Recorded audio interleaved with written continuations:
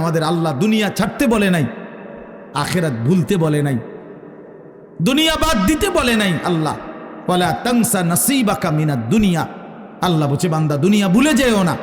আমি বাজার, ব্যবসা, হাট ঘাট, চাকরি, ক্ষেত খামার, স্ত্রী, সন্তান, ঘর পরিবার, ঘুম, আহার, নিদ্রা, আমি কোনোটাই বাদ দিতে বলি নাই বান্দা, ছাড়তে বলি নাই। আমি আল্লাহ তোমাদের জিন্দিগি বানাইছি দুইটা, একটা হলো দুনিয়া আর একটা হলো আখিরাত। দুনিয়া তুমি কর্ম করবা আর আখিরাতের জন্য আমল করবা। দুনিয়া কর্ম, আখিরাত তোমার ধর্ম। দুনিয়ার জন্য করবা কর্ম, আখিরাতের জন্য করবা ধর্ম। তো ধর্ম এবং কর্ম, কর্ম এবং ধর্ম মিলবে, তোমার গন্তব্য জান্নাতি হবে।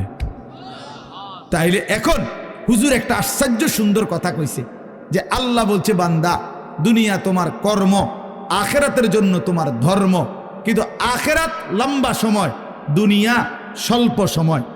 নবীজি সাল্লাল্লাহু আলাইহি সাল্লাম বলছেন একটা সাগরের মধ্যে যদি কেউ নিজের আঙ্গুল চুবায়, ভিজায়, তো আঙ্গুলের অগ্রভাগে যেটুকু পানি, এইটুকুই হলো দুনিয়া, আর সাগরের বাকিটা পানি আখিরাত। তাইলে